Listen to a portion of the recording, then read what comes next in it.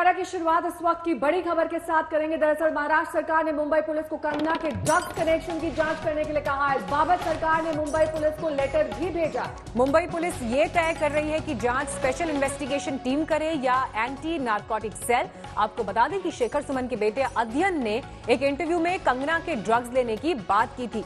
तो मुंबई पुलिस अब इसको लेकर एक्टिव, लेकिन अभी तय ये करना है कि मुंबई पुलिस इसका इन्वेस्टिगेशन करेगी या फिर नार्कोटिक सेल को ये केस सौंपा जाए।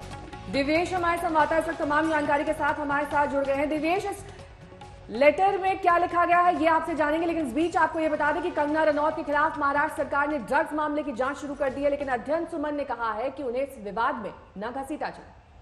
शेखर सुमन का जो लड़का है अध्ययन सुमन, इनकी दोस्ती थी।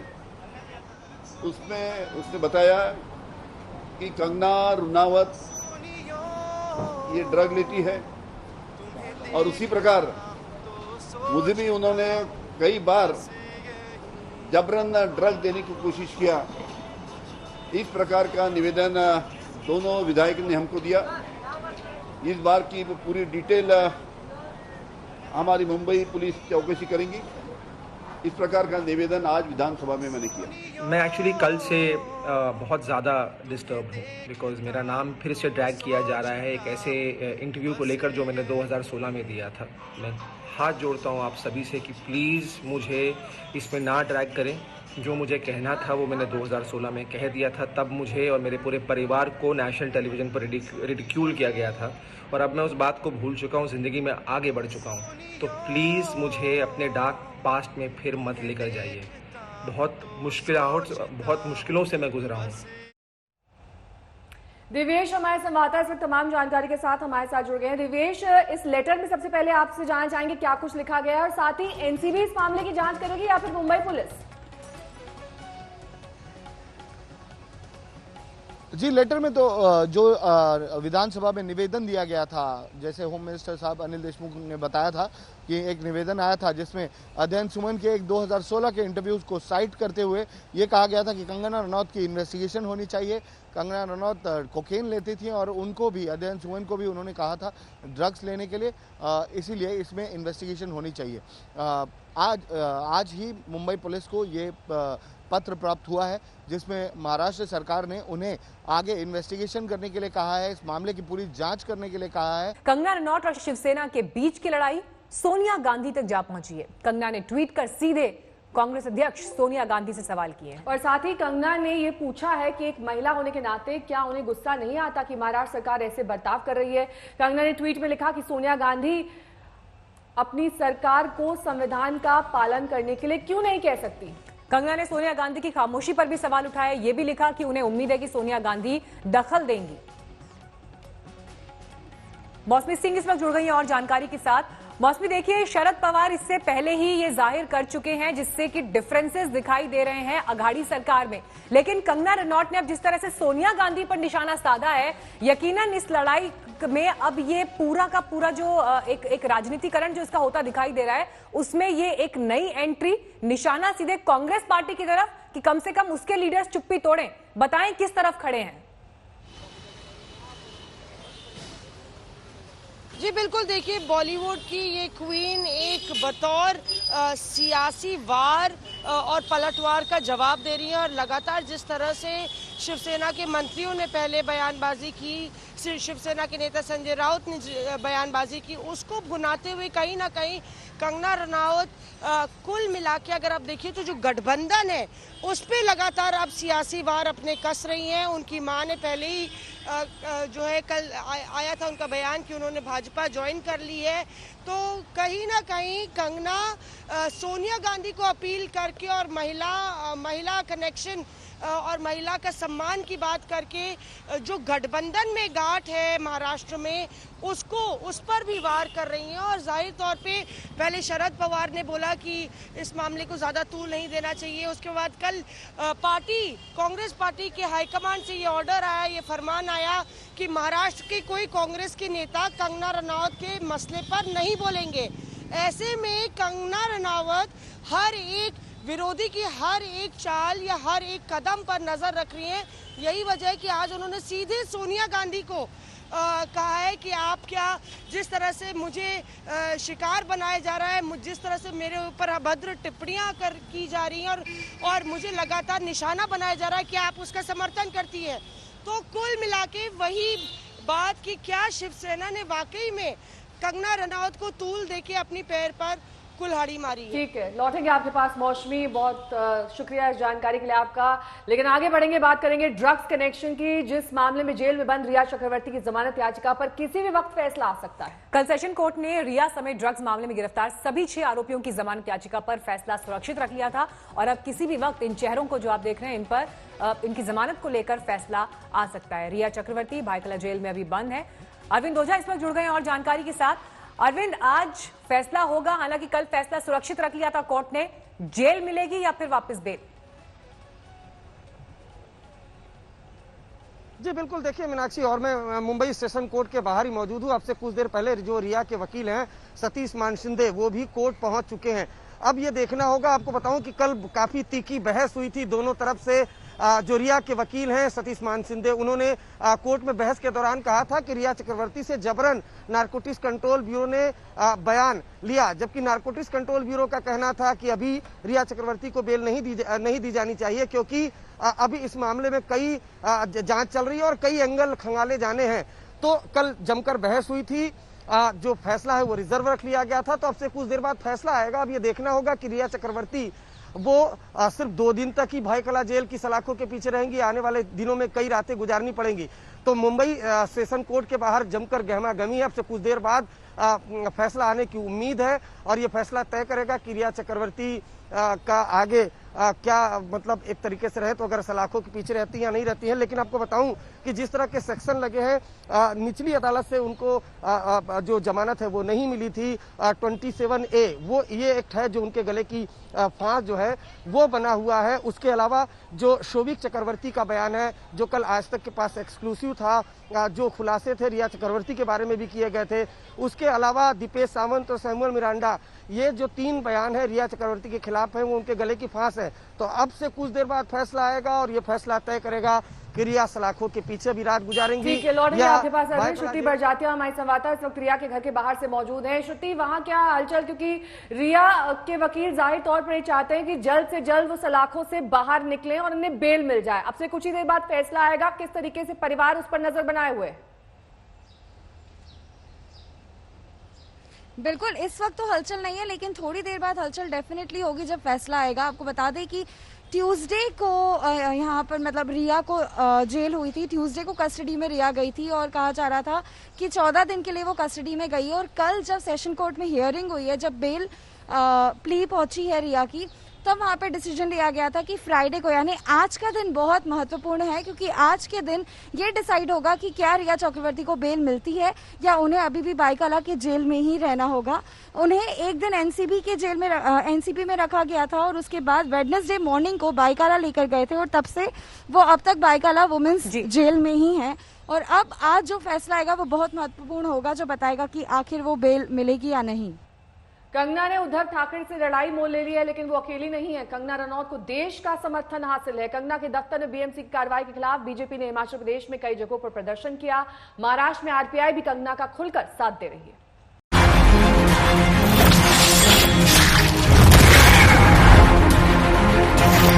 जब बेटी उठ खड़ी होती है तभी विजय बड़ी होती है। मुझे जो सही लगता है मैं करता हूँ, वो चाहे भगवान के खिलाफ हो, समाज के खिलाफ हो, पुलिस कानून या फिर पूरे सिस्टम के खिलाफ क्यों ना। फर्क सिर्फ इतना है, आपको राज करना है और मुझे अपनों की सेवा।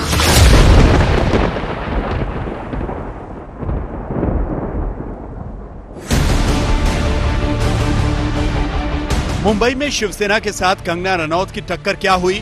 कहीं देश की बेटी के नाम पर, तो कहीं उसे मर्दानी कहकर, तो कहीं बदले के खिलाफ उठी आवाज के नाम पर कंगना को समर्थन मिल गया।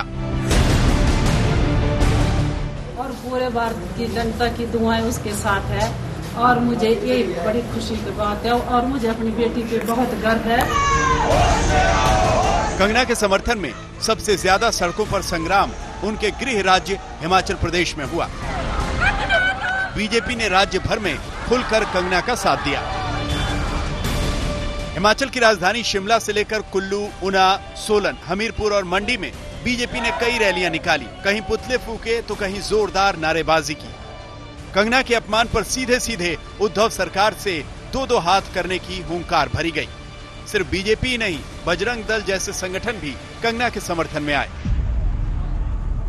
पूरे हिमाचल प्रदेश में जन भावनाएं जो है उसी रूप में है जिस प्रकार से पूरे देश भर में सब लोग जो है इस वक्त कंगना रनावत के पक्ष में खड़े होते दिख रहे हैं। चाहे वो सोशल मीडिया है, चाहे इलेक्ट्रॉनिक मीडिया है, सब जगह इस बात को कि महाराष्ट्र की सरकार ने गलत तरीके से सारे मामले को लिया है, इसको इस तरह से करने की आवश्यकता बिल्कुल भी नहीं। कंगना के समर्थन में करणी सेना जैसे संगठन भी आक्रामक है। यूपी में आगरा से लेकर मऊ तक तो रानी लक्ष्मीबाई के शहर झांसी में कंगना के समर्थन में प्रदर्शन हुए। बिहार के पटना में भी कंगना को समर्थन मिला। शिवसेना जो खान गैंग की इस समय गुलाम बनी बैठी है, दाऊद की गुलाम बनी बैठी है शिवसेना, जो कभी बाल ठाकरे की हुआ करती थी, आज दाऊद इब्राहिम जिस शिवसेना को चला रहा है उसके विरोध में हमने उसका पुतला दहन किया है और सबक सिखाने का काम किया है। वो कमजोर नहीं है, हम उनके साथ खड़े हैं और आखिरी सांस तक कंगना रनावत जी का साथ देंगे। संजय राउत की बापोती नहीं है जो वो उसको मुंबई आने से रोकेगा या उसके साथ गलत व्यवहार करेगा या उसको मारने की धमकी देगा। तू आ, मैं तो अब भी कह रही हूँ कि आ तू हमारे उत्तर प्रदेश में, हम बताते हैं कि क्या होता है। जो एक दरिंदा है उसको उसकी औकात दिखाना चाहते हैं, इसलिए उसको चूड़ी पहनाई है। यूं तो कंगना ने मुंबई को जब पीओके जैसा कहा था तो बीजेपी और उसके सहयोगियों ने बयान से पल्ला झाड़ने में देरी नहीं की। लेकिन अब जबकि कंगना अपने तेवरों से उद्धव सरकार के खिलाफ माहौल बना रही हैं, तो महाराष्ट्र की राजनीति में भी मौके पर चौका लगाने की नौबत है। केंद्रीय मंत्री रामदास अठावले कंगना से मिलने उनके घर गए और फिर कहा कि मुंबई सबकी है, कंगना को डरने की जरूरत नहीं। कंगना रनावत जी के बंगले में मैंने उनकी भेंट ली और उनके साथ मैंने 1 घंटा तक बात की है। उसमें मैंने उनको बुलाया है, मैंने उनको बताया है कि आपको मुंबई में डरने की बात नहीं है। मुंबई शिवसेना की भी है, आरपीआई की है, बीजेपी की है, कांग्रेस की है, राष्ट्रवादी की है और मुंबई सभी धर्म के लोगों के, सभी जाति के लोगों की, सभी भाषा के लोगों की मुंबई है। कंगना को समर्थन देने वालों में अखिल भारतीय अखाड़ा परिषद भी शामिल है। अखाड़ा परिषद ने कहा कि संत समाज कंगना के साथ है। सरकार घबरा करके बदले की भावना पर उनके ऊपर कार्रवाई कर रही है। एक सरकार उनको वाई प्लस सुरक्षा दी जो सराहनीय है और सुरक्षा उनकी जरूरत थी भी। अभी उनका मकान, ऑफिस तोड़ना जा रहा है जिस पे हाई कोर्ट ने रोक लगा दी है। तो अखाड़ा परिषद ही नहीं, सारे संत महात्मा उनके साथ में हैं।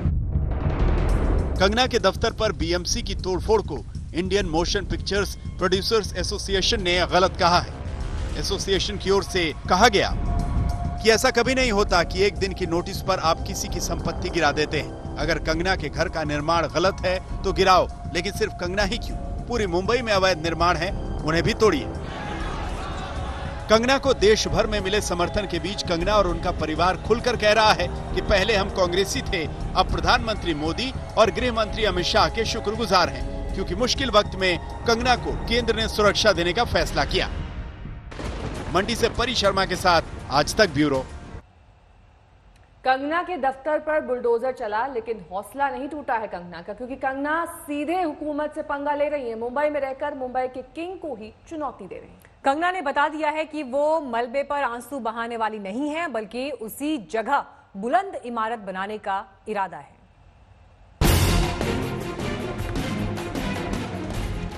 उद्धव ठाकरे, तुझे क्या लगता है कि तूने फिल्म माफिया के साथ मिलकर मेरा घर तोड़ के मुझसे बहुत बड़ा बदला लिया है?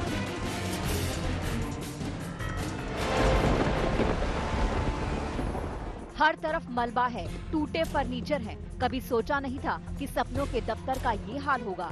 गाड़ी मेहनत की कमाई से खड़ी इमारत इस तरह बिखर जाएगी। अपने टूटे फूटे दफ्तर को देखकर कोई भी टूट जाए, लेकिन कंगना नहीं टूटी, बिखरी नहीं। मलबों के बीच खड़ी कंगना के इरादे अब भी बुलंद हैं, सपने अब भी आसमान जैसे हैं, आंखों में आक्रोश है, जुबान पर जंगे ऐलान है। उद्धव ठाकरे, तुझे क्या लगता है कि तूने फिल्म माफिया के साथ मिलके मेरा घर तोड़ के मुझसे बहुत बड़ा बदला लिया है। आज मेरा घर टूटा है, कल तेरा घमंड टूटेगा। ये वक्त का पहिया है, याद रखना, हमेशा एक जैसा नहीं रहता। कंगना ने सीधे सीधे चुनौती उस ठाकरे परिवार को दी जिसे मुंबई का बादशाह माना जाता रहा है। कभी ठाकरे परिवार के आगे बड़े बड़े हाजिरी लगाते थे, आज उसी परिवार का बेटा महाराष्ट्र का मुख्यमंत्री है, उन्हीं की हुकूमत है। लेकिन दफ्तर पर बुलडोजर चला तो कंगना उनकी ताकत को मलबे तक खींच लाई। तुम्हारे पिता के अच्छे कर्म तुम्हें दौलत तो दे सकते हैं, मगर सम्मान तुम्हें खुद कमाना पड़ता है। मेरा मुंह बंद करोगे मगर मेरी आवाज मेरे बाद फिर लाखों में गूंजेगी। कितने मुंह बंद करोगे, कितनी आवाजें दबाओगे, कब तक सच्चाई से भागोगे? तुम कुछ नहीं हो, सिर्फ वंशवाद का एक नमूना हो। कंगना ने दफ्तर को हथौड़े से मलबा मलबा करने वाले बीएमसी को अदालत तक खींचा, नुकसान की भरपाई का बिल बता दिया, 2 करोड़ के नुकसान का ब्यौरा थमा दिया। अब हर्जाना वसूलने की तैयारी है। जिस टाइम पे ये रिट बना था उस टाइम पे तोड़म ताड़ी नहीं हुई थी। जिस टाइम में रिट फाइल हुआ था उस टाइम तक भी उन्होंने शुरू नहीं किया था तोड़ना, तो जाहिर सी बात है उसमें कोई फिगर नहीं है। डैमेज का असेसमेंट मैं चाह रहा था कि क्लाइंट आके एक बार देखें और बताएं। फिर भी जो मुझे अंदाजा मिल रहा है वो 2 करोड़ के ऊपर का अंदाजा मिल रहा है। अभी एग्जैक्ट फिगर समझ में आएगा कि क्या फिगर है, क्योंकि उन्होंने जो तोड़ा है वो आर्टिफैक्ट्स और जो फर्नीचर तोड़ा है, मूवेबल फर्नीचर, जो मैं कई दफा कल भी बताया कि म्यूनिसिपल कभी इस तरीके की हरकत नहीं करती है कि आपके घर में जो मूवेबल आइटम्स है वो डिस्ट्रॉय करके जाती है। दफ्तर में बीएमसी की तोड़फोड़ पर बॉम्बे हाई कोर्ट की सुनवाई तो 22 सितंबर तक टल गई है और तब तक दोनों पक्षों को यथास्थिति बरकरार रखनी होगी, यानी न कुछ बनेगा न कुछ बिगड़ेगा। लेकिन कंगना और शिवसेना की लड़ाई हर गुजरते वक्त के साथ तीखी होती जा रही है। जिस विचारधारा पर बाला साहब ठाकरे ने शिवसेना का निर्माण किया था, आज वो सत्ता के लिए उसी विचारधारा को बेचकर शिवसेना से सोनिया सेना बन चुकी हैं। कंगना की मर्दानी वाली तेवर के आगे शिवसेना का उबलता खून ठंडा पड़ने लगा। अब तो शिवसेना इस एपिसोड को ही खत्म करने में लगी है। कोई सरकार ने जो एक्शन लिया है, मैंने भी टीवी पे देखा है, वो सरकार, देखो सरकार है, बीएमसी है, एक अलग संस्था है, उसमें आप मुझे मत जोड़िए। सरकार को लगा होगा कोई इलीगल काम कहाँ हुआ है तो सरकार की तरफ से काम किया होगा, तो क्या हो गया? शिवसेना कानून कंट्रोल नहीं करती ना। कंगना ने मुंबई में अपने दफ्तर की कीमत पर सीधे महाराष्ट्र सरकार से पंगा ले लिया है। दिल्ली से समर्थन मिलते ही कंगना और भी आक्रामक होती जा रही है। बीजेपी और आरएसएस खुलकर कंगना के साथ आ गए हैं। यहाँ तक कि शरद पवार भी बुलडोजर वाले फैसले पर उंगली उठा रहे हैं। ऐसे में ठाकरे सरकार को भी लगने लगा है कि आखिरकार किससे पंगा ले लिया। पंकज उपाध्याय के साथ मौसमी सिंह, मुंबई आज तक। कंगना और महाराष्ट्र सरकार की जंग थम नहीं रही है। कंगना उद्धव से लेकर सोनिया तक निशाना साध रही है, तो महाराष्ट्र सरकार ने ड्रग्स कनेक्शन की जांच का आदेश देकर नया मोर्चा खोल दिया है। जंग की शुरुआत सुशांत मामले में कंगना की एंट्री से हुई, फिर राष्ट्रवाद, मुंबा देवी से होकर ये मामला तू तड़ाक तक पहुंच गया।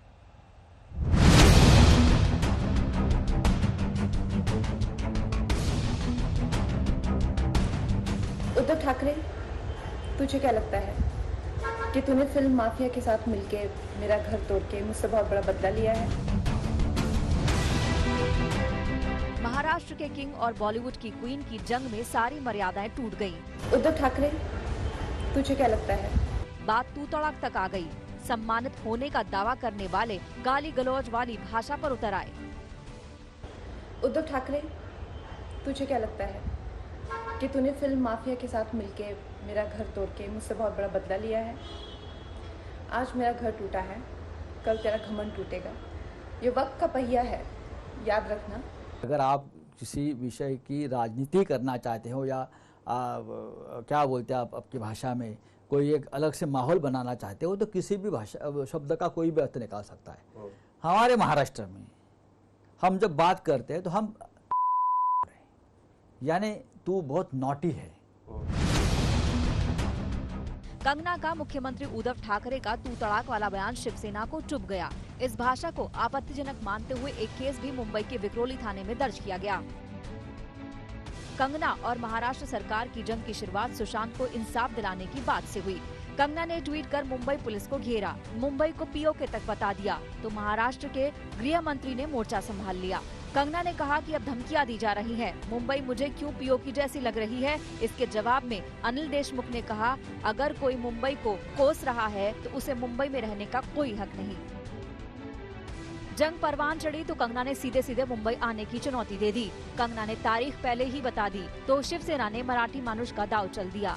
कंगना ने ट्वीट कर लिखा, मैं 9 सितंबर को मुंबई आ रही हूँ, किसी के बाप में हिम्मत है तो रोक ले। शिवसेना का जवाब था, मुंबई मराठी मानुष के बाप की है, जिनको ये मंजूर नहीं वो बताएं कि उनका बाप कौन है। उद्धव सरकार को ललकारने वाली कंगना अपनी चुनौती के मुताबिक मुंबई तो आ गई, लेकिन उसी दिन कंगना के दफ्तर पर बुलडोजर चलवा दिया गया। सरकार ने बदले का ऐलान भी कर दिया। अगले दिन शिवसेना के मुखपत्र सामना ने उखाड़ लिया वाला हेडर लगाकर इसकी तस्दीक भी कर दी। वहीं दूसरी तरफ बीजेपी का दामन थामने वाली कंगना की मां ने हिमाचल से मोर्चा खोल दिया है। पूरा उसके साथ है और जितनी भी पूरी जनता है, जितना भी पूरा अपना देश है हिमाचल, पूरी उसकी पूरी जनता मेरी बेटी के साथ है। वो इसलिए है क्योंकि वो सच्ची बातें बोलती है और उसको मैंने भी ये संस्कार दिए हुए हैं कि बात बिगड़ी है तो निशाने पर अब कंगना का घर भी है।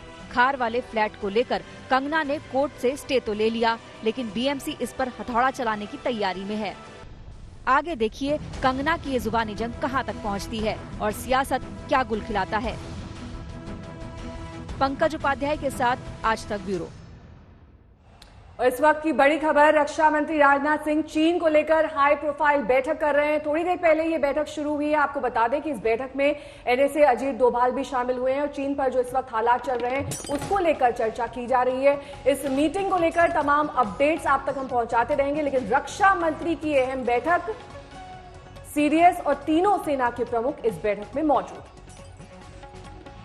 तो एक तरफ एससीओ की बैठक में विदेश मंत्री एस जयशंकर शामिल हुए, लेकिन यहां देश के भीतर भी एक ये अहम बैठक चल रही है। और क्यों चल रही है? क्योंकि एलएसी पर भारत और चीन के बीच जो हालात बने हैं उसको लेकर आगे की रणनीति क्या हो, अभी ताजा हालात की समीक्षा की जाए और आगे के लिए तैयार रहा जाए, उसको लेकर ये एक हाई लेवल बैठक इस वक्त।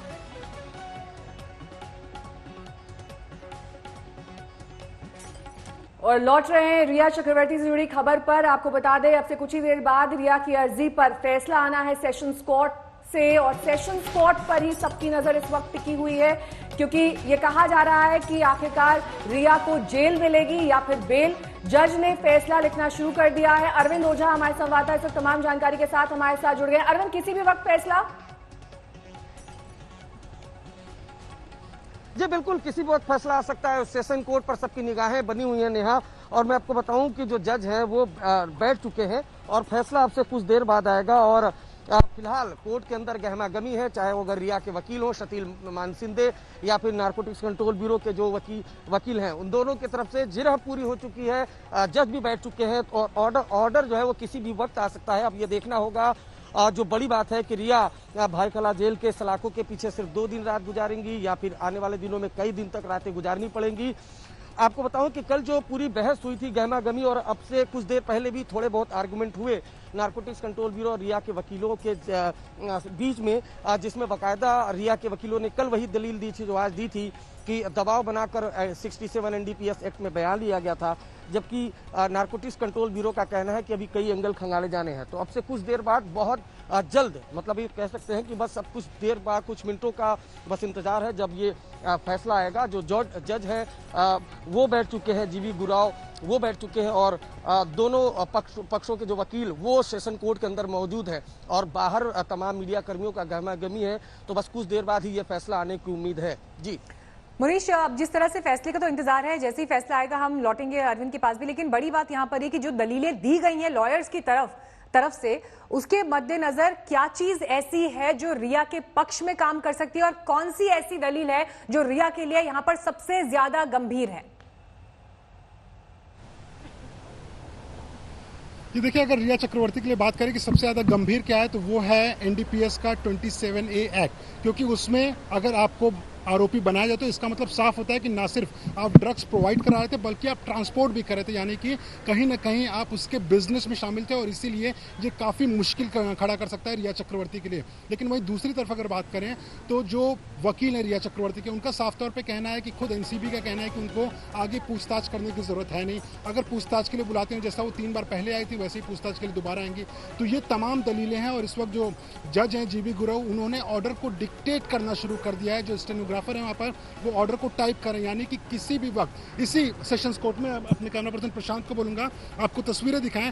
हलचल काफ़ी बढ़ गई है क्योंकि यहाँ पर नज़र ना सिर्फ मीडिया की है, ना सिर्फ रिया चक्रवर्ती से जुड़े लोगों की है, बल्कि कहीं ना कहीं उन लाखों लोगों की है, करोड़ों लोगों की है जो कि सुशांत के लिए इंसाफ की मांग कर रहे हैं। सुशांत के परिवार को भी ज़रूर कहीं ना कहीं इस पर नज़र रहेगी कि आखिरकार आज जो भी फैसला आता है उसमें क्या कुछ होता है। लेकिन जो दलीलें हैं वो, जैसा कि अरविंद बता रहे थे, पहले ही पूरी हो चुकी है।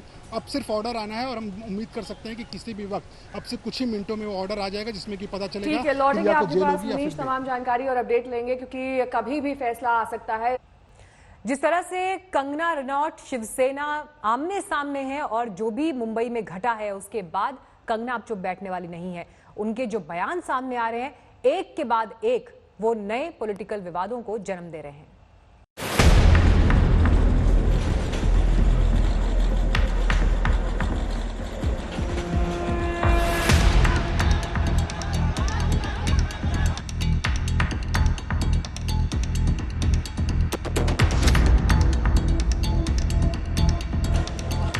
शिवसेना की बीएमसी का बुलडोजर सबने देखा, कंगना का तहस नहस ऑफिस देखा, कंगना ने भी इसे जाकर आज देख लिया।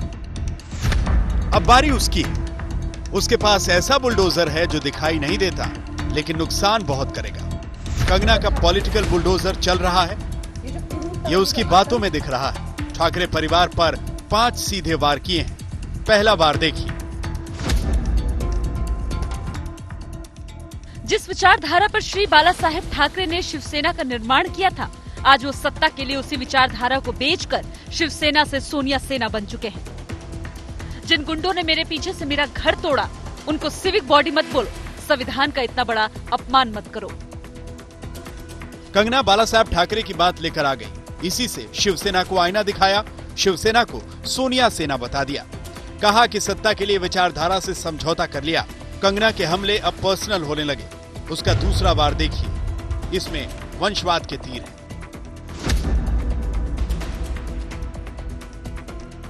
तुम्हारे पिताजी के अच्छे कर्म तुम्हें दौलत तो दे सकते हैं, मगर सम्मान तुम्हें खुद कमाना पड़ता है।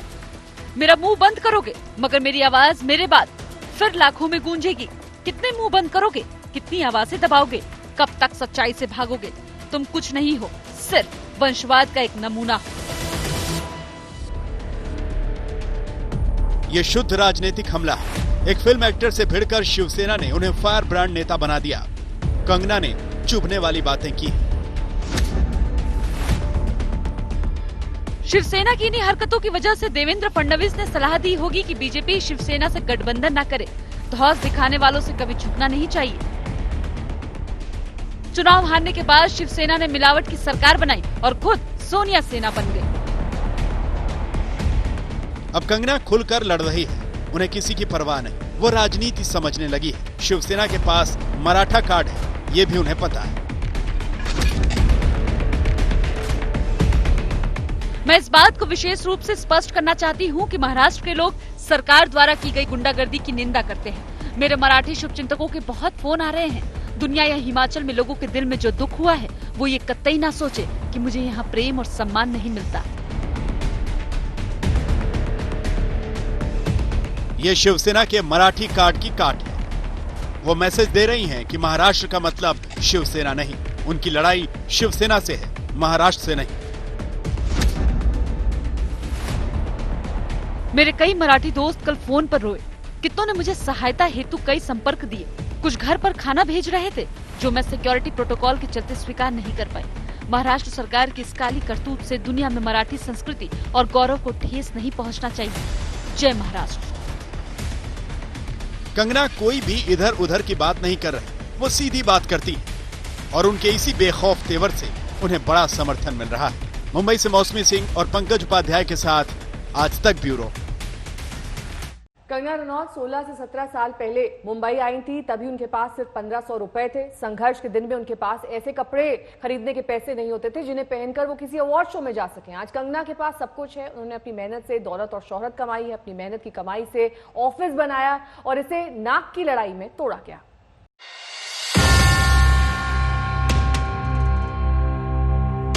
उद्धव ठाकरे, आज मेरा घर टूटा है, कल तेरा घमंड टूटेगा। ये वक्त का पहिया है, याद रखना, हमेशा एक जैसा नहीं रहता।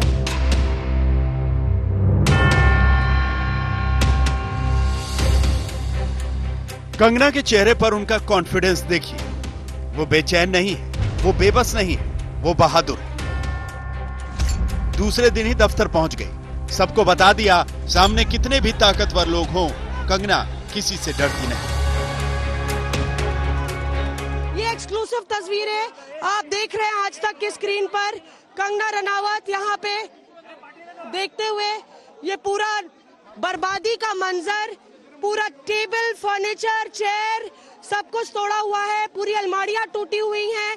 ये एक्सक्लूसिव तस्वीर है आज तक पर, आप देखिए उनकी मैनेजर भी उनके साथ है, उनकी बहन भी उनके साथ है और कंगना रनावत यहाँ पे एक दिन बाद, मुंबई पहुंचने के एक दिन बाद यहाँ पे पूरे इलाके में जो ये पैंट्री जिसको बीएमसी ने कहा इसकी अनुमति नहीं है। अब जो हनुमान जी की मूर्ति है, संकट मोचक, उनके संकट मोचक है, राम मंदिर, कंगना ने कहा था ये मेरा राम मंदिर है और आज मेरा घर टूटा है, कल तुम्हारा घमंड टूटेगा। आज मेरा घर टूटा है, कल तेरा घमंड टूटेगा। ये वक्त का पहिया है, याद रखना।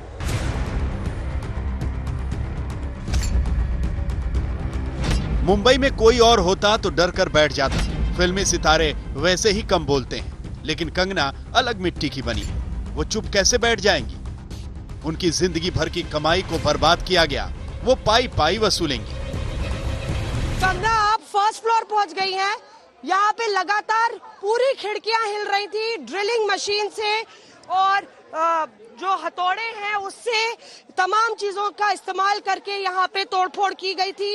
लगभग 50 बीएमसी के कर्मी थे। अब ग्राउंड फ्लोर से कंगना जीनों के जरिए ऊपर गई है। बताया जा रहा है पूरी नींव हिल गई है, उनके दफ्तर की पूरी नींव हिल गई है।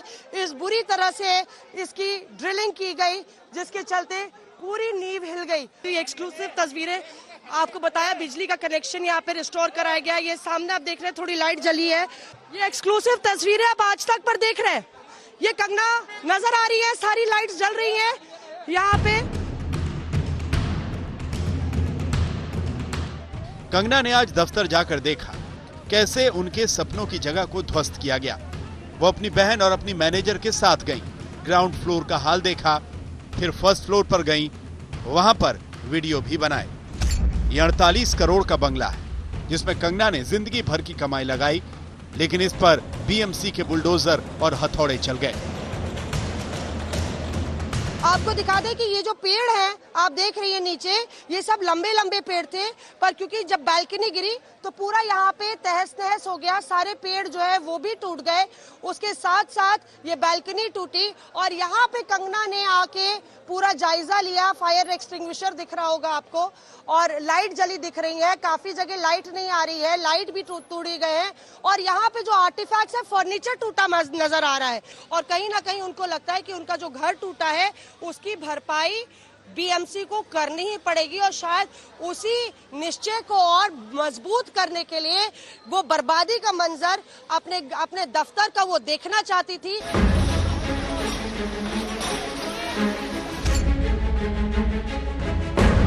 टेबल, कुर्सी, फर्नीचर जो भी मिला सब तोड़ दिया गया। इस तरह तोड़फोड़ का अधिकार किसी को नहीं है। बिना इजाजत किसी के घर की एक चीज कोई सरकारी कर्मचारी छू नहीं सकता।